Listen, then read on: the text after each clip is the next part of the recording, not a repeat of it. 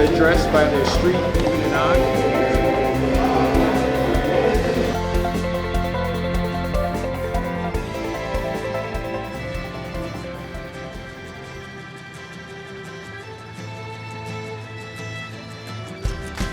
As Cook County Clerk, one of David Orr's chief responsibilities is ensuring people have the right to vote and running elections in 132 towns and hundreds of other jurisdictions in suburban Cook County.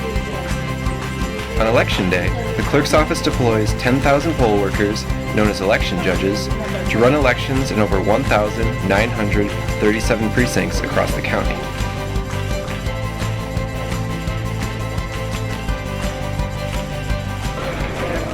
Starting before dawn at the election warehouse, a call center with dozens of operators takes thousands of phone calls from judges reporting everything from a missing power cord to broken heaters. Troubleshooters at the call center work 12-hour shifts, tracking issues on a sophisticated database. Good morning, this is the call center. How may I help you? Call center, this is Lewis. How can I help you? And you can't get into the box. Because what I'm going to suggest is you may have the wrong. You guys may need to trade boxes. It's the 6 numbers, and then you have 1 for everybody and 2 for federal. At this time, everything's been running smoothly. So far, we've had 11. This is the 11th person coming in right now, and we haven't had an issue. We always have around close to about 600 voters, so we kind of got off to a slow start today, but we're hoping that it picks up later on in the afternoon around lunchtime and probably towards the closing. But this morning was pretty consistent. I think right now we have close to about 90 voters that have come through so far.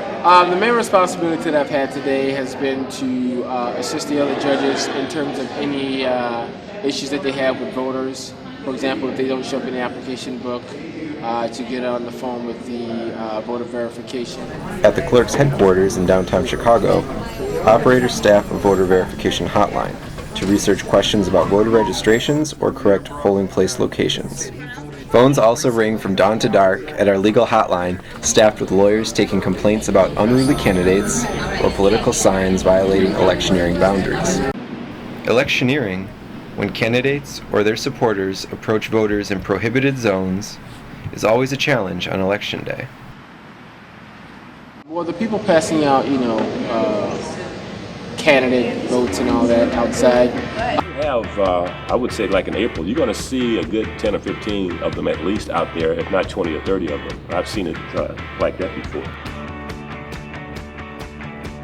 When I can help somebody vote, I love that. When people are intimidated by the equipment or intimidated by the process, I can put them at ease them through the process.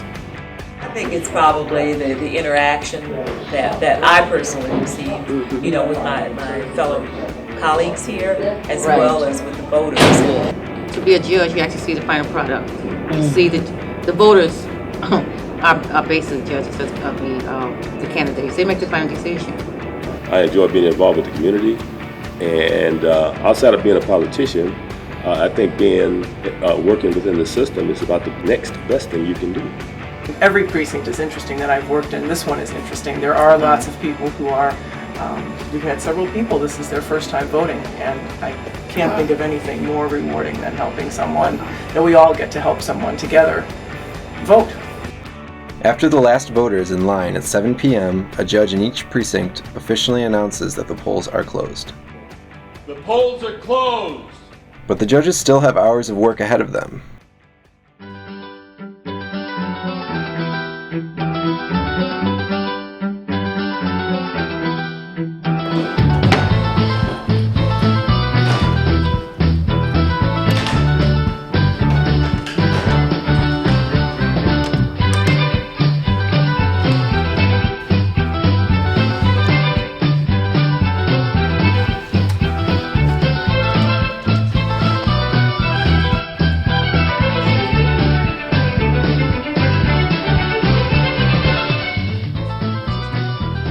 They print out totals from the electronic touchscreens.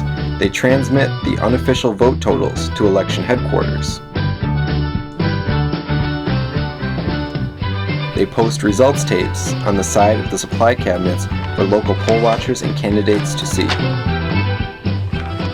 Finally, they transport the results to one of the 19 designated receiving stations, where everything from touchscreens to USB sticks are checked in and inventoried.